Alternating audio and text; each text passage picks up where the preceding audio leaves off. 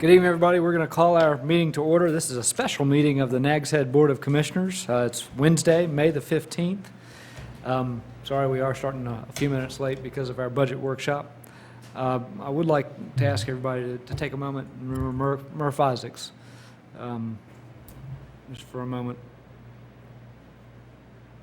Did I miss something? Murph? Yeah. It's the anniversary of his action. No. Sorry, I called the wrong name. I apologize. I'm a fool. I'm mixed up. I'm mixed up. You didn't miss anything. Go ahead. Say that again. I apologize. I was talking about Earl. This is the anniversary of his death, and I didn't want everybody to take a moment. And I said Murph by accident. I apologize. Oh, that blush response comes on fast. Our first order this evening, first item is the adoption of the agenda. Move to approve. Second. We have a motion, we have a second. Further discussion? All those in favor signify by saying aye. Aye. Aye. We're all opposed, like sign. The motion passes unanimously. Sorry, I'll get back on track here. All will. Ah, boy.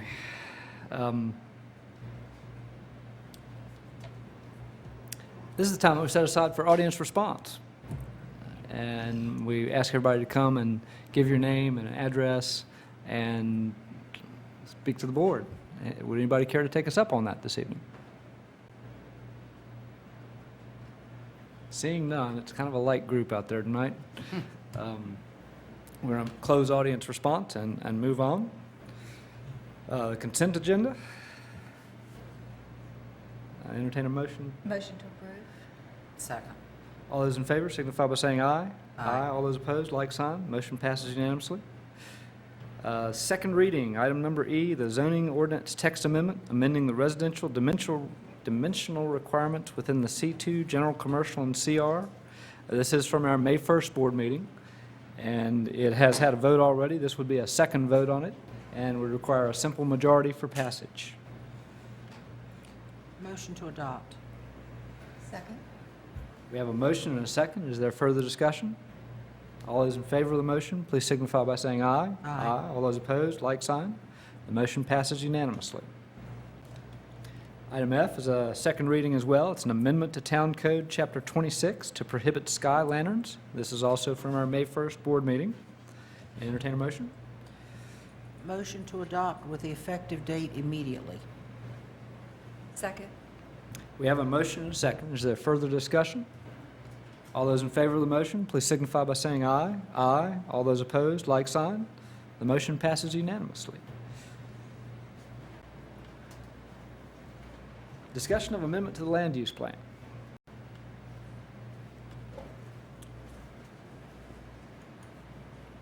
Mr. Mayor, if I may, we'd like to get your input on this discussion to consider some amendments to our land use plan based on really the two things. One, the concern that the board's expressed about the longevity of septic tanks on the beach, on the ocean beach, seaward of the static vegetation line, and then also look at the prohibiting sandbags on the beach. This board knows CRC met last week and heard discussion of CAMA's change in interpretation. The CAMA interpreted septic tanks to be a separate structure when it comes to valuing the 50% rule for their repair and replacement. Have been doing that for 14 years. Would have continued to have done that if it weren't for a challenge. And that challenge has changed that interpretation now to mean that septic tanks and houses are to be valued as the same. So essentially what that means is if you have damage to your septic tank, or your septic tank, as in some cases on the ocean front, is gone because of storm erosion, and some damage to the house, if the value of that is not greater than 50% of the house and the septic tank, then you can replace the septic tank. So In addition, and it just seems, to be quite honest and frank, that the more we do to protect our shoreline, the more time and money and energy and effort we spend to protect our environment at the same time, just seems as though the town's philosophy and CAMA's philosophy aren't truly in unison. And again, quite frankly, it leads me to believe that maybe we shouldn't be issuing permits on CAMA's behalf. It's very difficult for me to have LPOs on our staff that are issuing permits for septic tanks that we know have been uncovered and unearthed numerous times, and we know that they could become uncovered and unearthed again. So with those two things, I'd also like to look at amending or attempting to amend our contract as permitting agents for CAMA, whereby we no longer issue permits seaward of the vegetation line. The board knows we went to great lengths to survey that line. We've spent a lot of money at CAMA's direction to survey that vegetation line, and I'm not quite sure why, because I'm not sure. I understand the setback lines for building new construction, but it seems as though that there's no value placed on the public speech seaward of the vegetation line. So Elizabeth can explain in greater detail the process for amending the land use plan. It is a long process, but hopefully I've laid what my thinking is. Questions for Cliff? Just to give a little bit of an update, it was actually an action item on the CRC's agenda last week. When the commission got there, it became a discussion, and which was a great departure from how the CRC has done business in the 10 years, 11 years that I've been on there. In the past, it would have been presented by the deputy director. It would have been asking the CRC for guidance on the policy, and that's not how it was presented at all. It was presented by a, basically, a field office manager. The deputy director didn't present it, neither did the director. And basically, somebody challenged it. It was not adjudicated. They just challenged it, and CAMA folded like a wet blanket to how policy's been conducted about.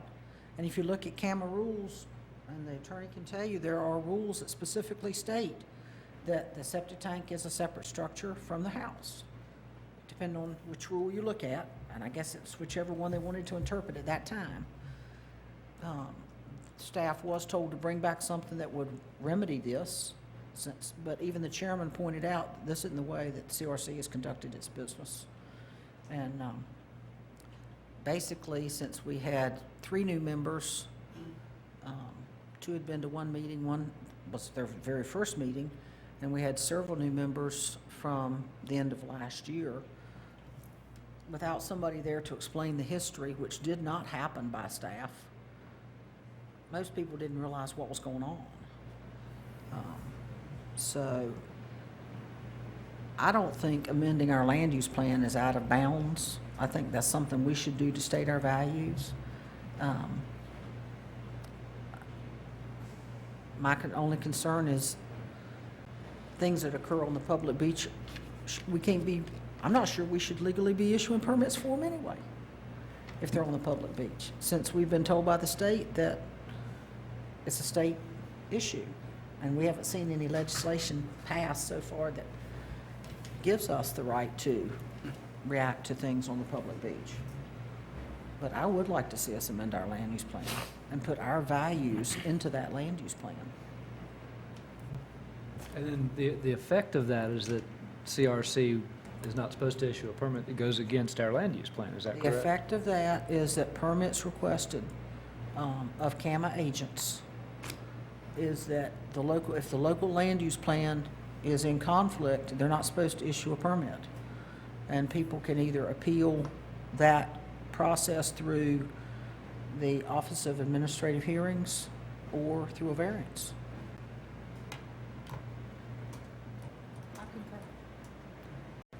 I mean, I think we're on our own protecting ourselves, really, and Right. the,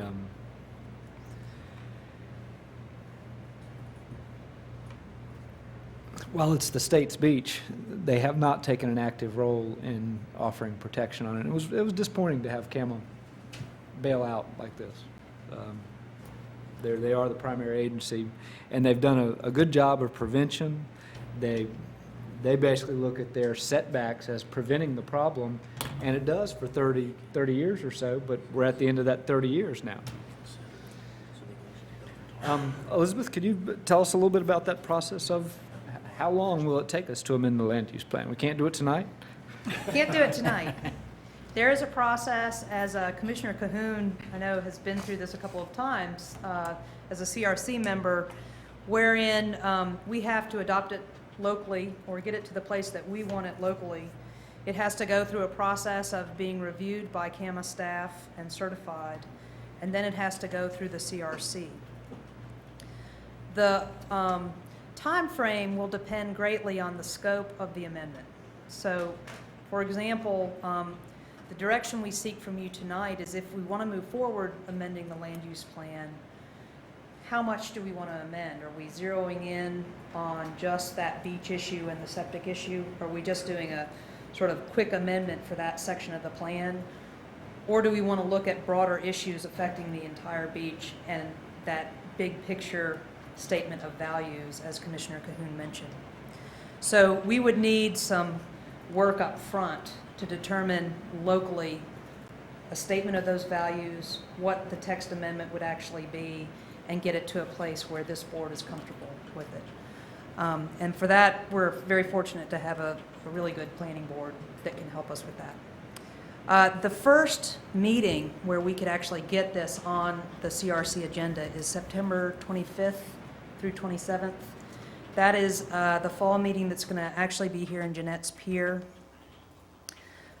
Sometime mid-July, about the 22nd, we'd actually need to send a notice in writing to our district planner concerning the intent to adopt or amend our land use plan. And when we send that written notice, we have to have a copy as part of that document of the notice of a public hearing that we held, a copy of the proposed amendment, and the reasons for the amendment. So that's certainly something we could work on between now and July 22nd. We do have to have a public hearing here locally, as I mentioned before. And then to get it on the September 25th agenda for the CRC, we're going to have all materials together with a signed resolution to the district planner by the end of August. So depending on the scope of the amendment, I think we could get something to them for that September meeting. It'll be a challenge, but we'll certainly do it. Scope, can I talk about scope Yeah. for just a second? Please. Permits east of the vegetation line? Static line. Static line? Static line. Let's use it. It is a static line. Let's make sure we're using terminology that, Static vegetation line is how it's depicted on the CAMA maps. yeah. Okay. So, no permits east of that line. Sandbags, because we are a nourished beach, sandbags wouldn't be permitted anyway, but that's something that we haven't done a local ordinance on. We did do a local ordinance on beach pushes, so I kind of think we should include beach pushes in there as well and prohibit both sandbags and beach pushes. But I'm open to. If I'm not mistaken, that could also go in the town code. I mean, that, as well as the land use plan. Yeah. Right. Right. Anything else? If the process is long enough that we may as well be fairly inclusive in what we do, I would say, but keeping it to that scope of just this thing. I mean, I think you can keep it fairly simple with that scope. And then at the same time, by default, are we not negotiating our contract with CAMA for LPO service? If their CAMA allows septic tanks east of the beach, then we're in a contract to permit those. I'd like to discuss that separately. I'd like to discuss the Okay. land use and a contract not in the same context. Okay. I did have a thought, just to get your feedback on. The one thing that makes Nags Head different from other coastal communities at this point in time, while this discussion is going on, is beach renourishment. And in my mind, that gives us that foothold of uniqueness to say, we understand the CAMA policies or the change in policy, but understand this particular situation, and here is why we're amending our land use plan. We've just completed this multi-million-dollar project. And I think part of the acceptance of an amendment to the land use plan is going to be the justification for it. And I think really the fact that we've done so much work and made such an investment in beach nourishment is that reason. So that's how I would suggest we sort of frame it. And I'm open to comments on that as well. That's excellent justification, and that's the big change. Yeah. Anything else to add to that scope, ma'am? Go ahead, Susie. I was My just going comment. to question, does the public hearing need to be held before July? It would be, Okay, so we just need to get that on the calendar then. yeah. One comment that I'll make, as long as our land use plan amendments meet this, I think it's 7B guidelines for land use planning, they can't, CRC cannot deny a land use plan, whether we like it or not, as long as it meets the guidelines. That was explained to me in great detail at a meeting with a concern about one. As long as it meets the guidelines, CRC may not like it, CAMA staff may not like it, but they can't deny it. That's where they leave it on their desk for a year? Well, that's where you push Charlene through her paces to get it done, because she held up our land use plan for a long time, even the last version. She held it up way too long. Years. Yeah. And I As- think- as I understand it, the draft was actually completed in 2006, but it was not adopted until 2010. Yeah, she held it up for a long time, and it just kind of like laid there with the reasoning that, oh, I had so many land use plans to do, which may be partially true, as big as the district is, the number of towns and so forth. But I see no reason in today's climate. They just heard our update last week. And this is narrow enough in scope as well. Very narrow in scope, and I think we push forward. Is that clear direction, y'all? That's great direction. Thank you very much. Yes, ma'am. Thank you. Mayor, Yes, ma'am. could we have on our June agenda a request for a public hearing to be held, either at our first meeting in July, that way it's already on the agenda for June? Yes, ma'am.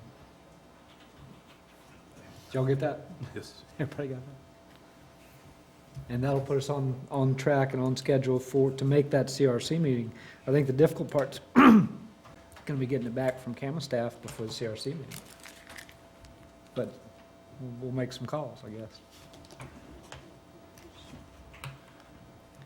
Anything else on land use plan? Item referred to in presentations from the town attorney. Mr. Mayor, I have listed on the agenda here a discussion of pending litigation. I wanted to mention, while we're in open session, that the Fourth Circuit Court of Appeals, which sits in Richmond, currently has the appeal in the Sansota case that Mr. Sansota pursued. Oral arguments will be heard in that case on Friday of this week. Originally, they were supposed to be heard at the end of January, but the court canceled that and rescheduled for this week. And we've been waiting for another notice of rescheduling for the last several days, and we haven't gotten one yet, so we think we're on go. But we plan on going up, Mr. Gallup, the manager, and I intend to go tomorrow and be there Friday morning for the arguments in that case. And of course, we'll report back on that after that's done. Don't expect to get a decision, however, for another few months after that, but at least that would be the last step in the process towards getting an appellate decision that would hopefully affirm the trial court's dismissal of all the federal claims in that case. In addition to that, I would like to discuss in closed session with the board at the appropriate time other matters in the Sansota case as well as in the Cherry Inc. case. Thank you, sir. Mr. Manager, anything on your agenda? For once, no, sir. What about the, Good job. Mr. Walters? No, well, we have the bike and build wheel dip on Friday morning at 8 o'clock.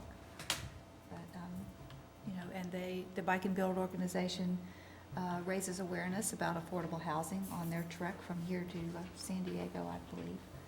So. And where is that? Do you know, is it Forest Street? Yes. Okay. Forest Great, thank you. Thank you, ma'am. Commissioner Cahoon? Just one thing, and it relates again back to the CRC meeting last week. If I'm not mistaken, while we were in the middle of that meeting, the House passed the third reading of their version of Senate Bill 10, which keeps 4 positions out of the current 13 of the CRC, one of which was local government. One was forestry.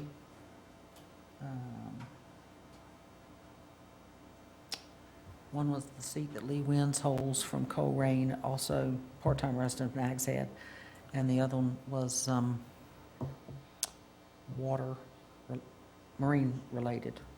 But the rest of the seats pretty much are at large. But the House bill is entirely different than Senate Bill 10, so there will need to be a conference committee to see where it ends up. So, as some people said, that might have been their first and last meeting. But, We will see if they're still there in September. or July, we don't know. They were due to actually be here in April, and it was bike week, so they were persuaded to change it to May, and it became a one-day meeting, and it was pretty innocuous, except for the discussion about the For septic tanks. septic tanks. So, that's all I have, Mayor. Thank you, ma'am. I've got one item on my agenda, and that's the Moongate Subdivision stormwater improvements. And we've talked about these a couple of times. The status, can y'all give us maybe just a quick update on the status of them? Is that, I think David probably knows a lot more about it than I do.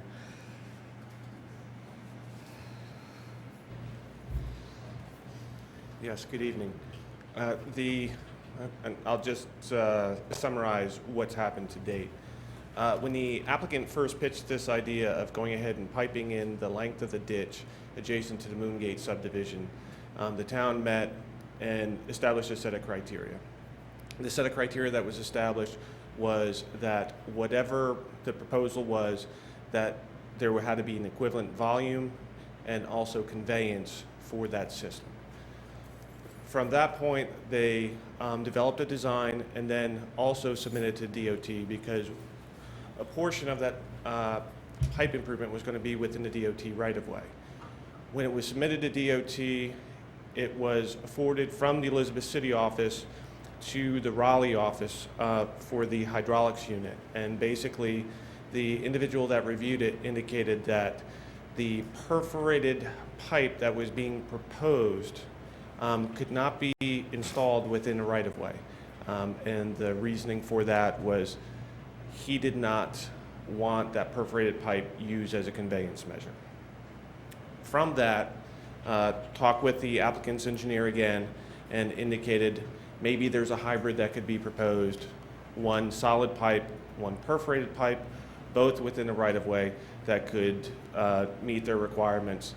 A secondary pitch was made to DOT, and basically it came back that no, there is no perforated pipe that would be allowed within the DOT right-of-way.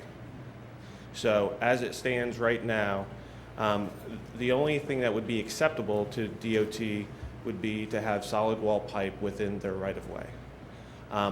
The other criteria that they had given was whoever the encroacher would be as part of their agreement would have to go ahead and accept a maintenance responsibility of that system. So that's basically where we stand right now. There's also another set of criteria through the State Division of Water Quality, and that's to go ahead and maintain horizontal separation between the existing sanitary sewer collection system. And that is a 5-foot lateral separation for any solid wall pipe, and for any groundwater lowering pipe, a 10-foot lateral separation would need to be applied for that. So that's basically where we stand right now. I had spoken with the applicant's engineer last week regarding this, and basically he didn't have an idea of where they were going to go from here. Okay. My understanding was the difficulty seemed to be in who was going to maintain these stormwater improvements. And DOT does not apparently have any desire to maintain those improvements. They'll maintain the ditch as they've always done, which is pretty, they haven't done anything. Sorry, that's, my opinion is we've got a developer that's willing to make stormwater improvements. The ditch is pretty ugly. The long-term maintenance of these items is not particularly onerous. I think it's a situation very similar to when a developer paves a road and then turns it over to the town for maintenance. Now, we don't have any Pell Grant funds to maintain it, but it is something where they're willing to make the capital improvements, and then they're looking for somebody to maintain it. Now, some similar improvements were done a little bit further downstream, the next block in front of Elliott's Estates. And apparently they were done where the property owner maintains those. They weren't done in the right-of-way. And they also, I don't think they were necessarily sized properly. I don't think they did the capacity and conveyance studies that y'all have done on these. That's correct. And it lessened the capacity and conveyance when it was done. I'm hearing you say that this provides as much or more capacity and conveyance for stormwater through there. We've got backups on the other end of that. I think this clears up a problem for us in that drainage system that goes really from the quay across the street and down along the west side of the beach road, and then behind the town hall over here is where it leads to that ditch. And this is a chance to improve a significant portion of that section. And I'd like us to look at the town accepting maintenance of that, that piece so that it can get done. Yes, ma'am. I think that anything that can be done to improve the drainage is a good idea. I'm really worried, though, more about some of the impediments to what's going to happen, because I don't think their engineers really do address the division of water quality separation issue at all with this proposed plan, whether it's 5 foot or 10 foot. I think the design we presented about the perforated pipe was supposed to convey more water than a closed wall pipe and improve the water quality as well by some filtration, was it not? Basically, that was to mimic the existing function of the ditch. Right. Since the existing ditch intersects the groundwater table, not only does it serve as a conveyance measure, but also a groundwater lowering measure. So that was the reasoning for the perforated pipe. So it makes more sense to me if we can figure out the separation to do 10 feet. And while I'm amenable to the town doing some acceptance, I wouldn't mind seeing the homeowners have a little bit of responsibility, because unless we prohibit a whole lot of stuff that goes on there, the homeowner's going to have a great deal of flexibility to do things that could disturb that.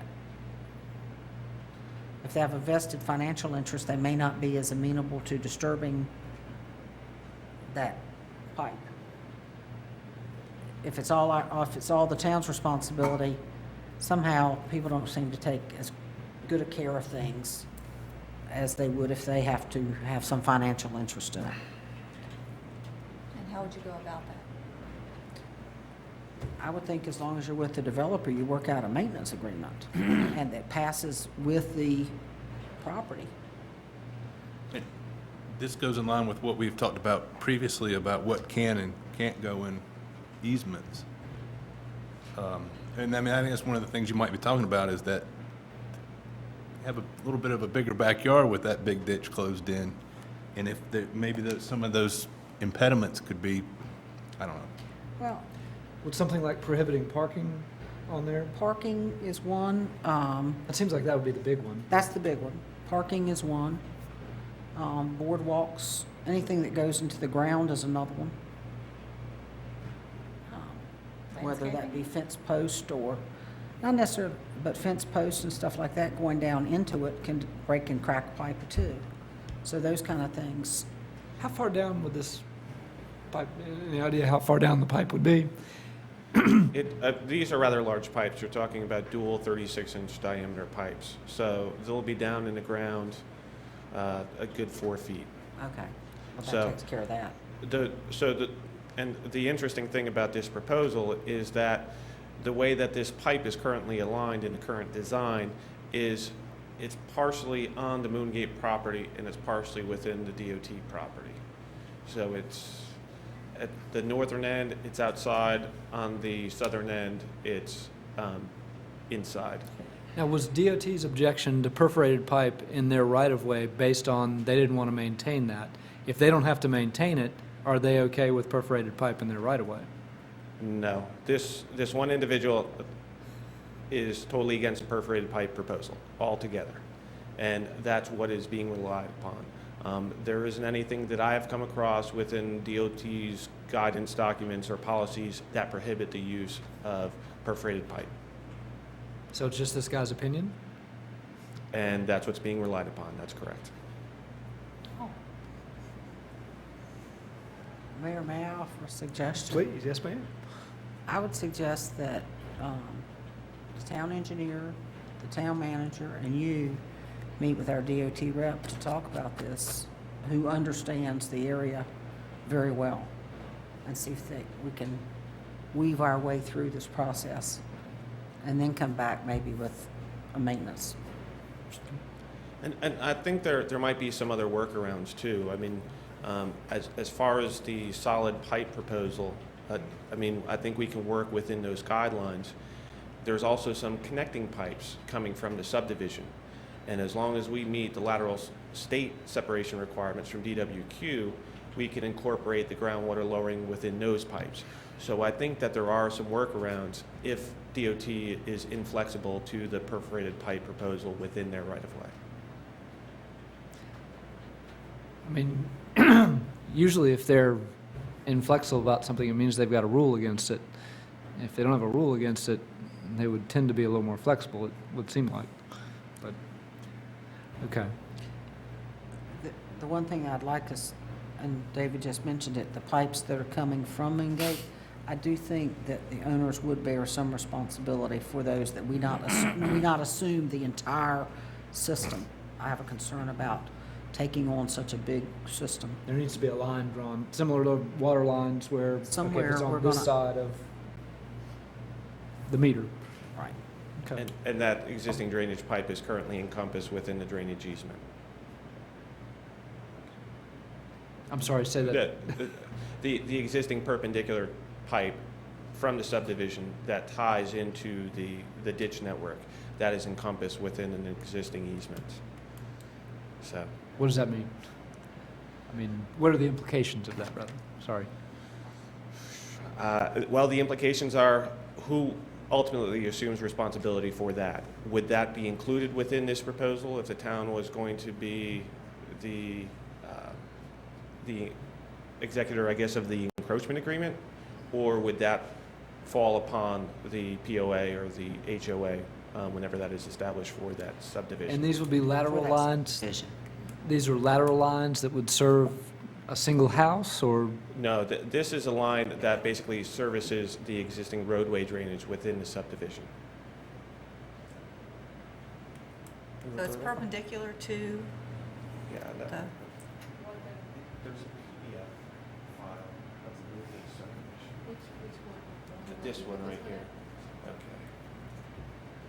Maybe I can better show you.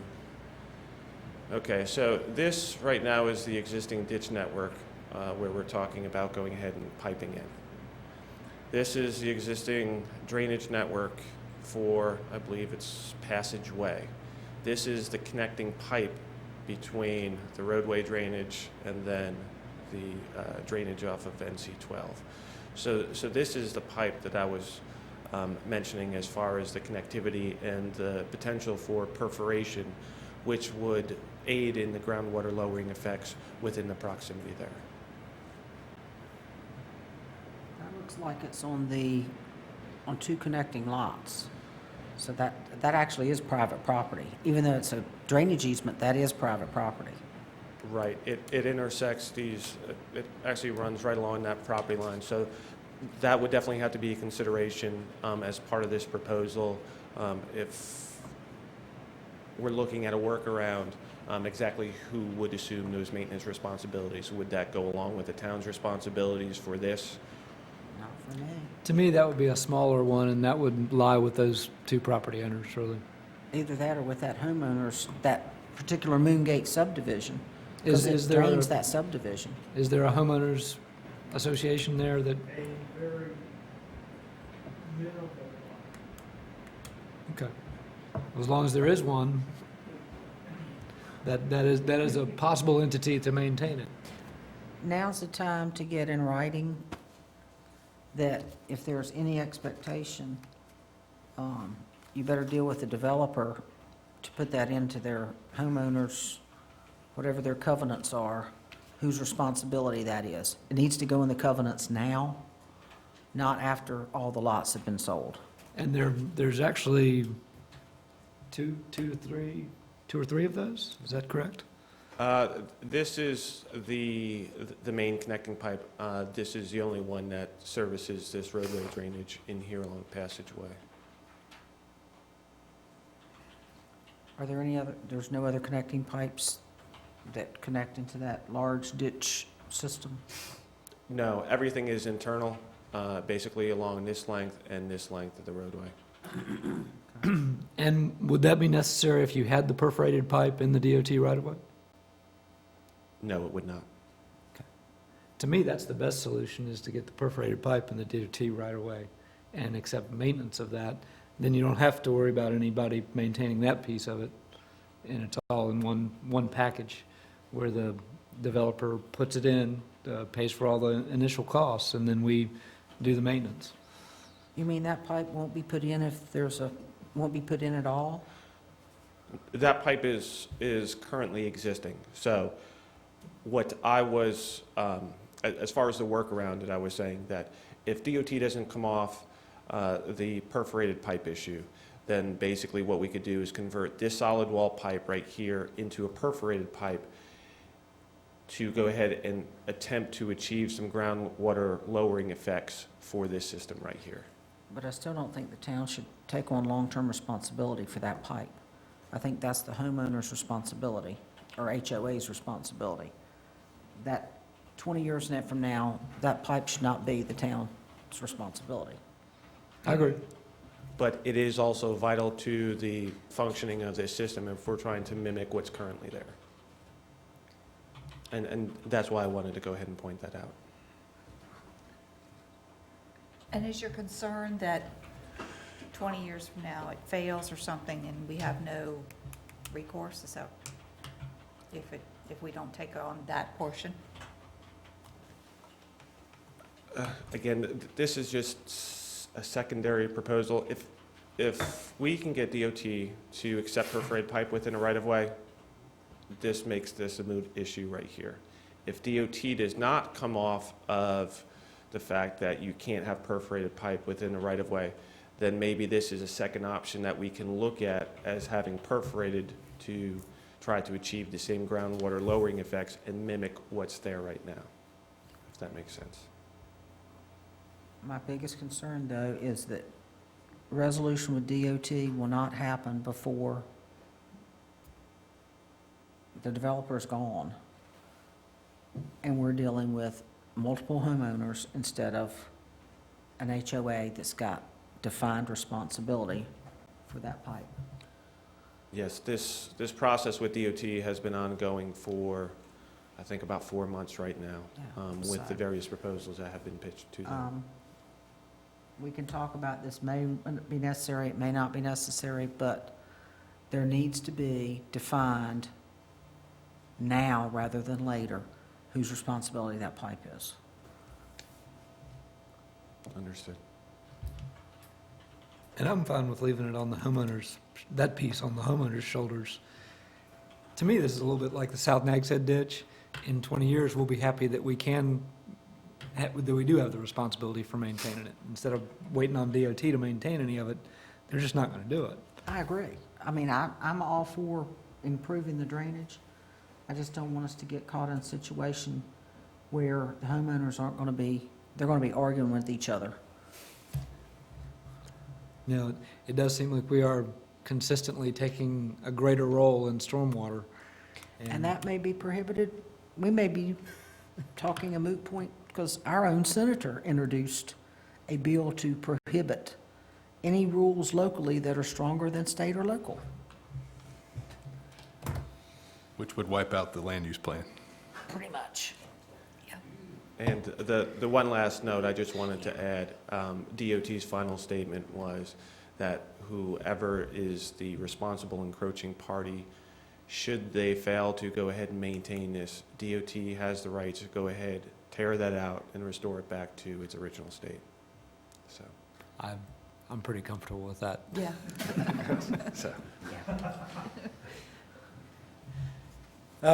So a meeting with Malcolm, and what would be a next step on an encroachment agreement and maintenance agreement?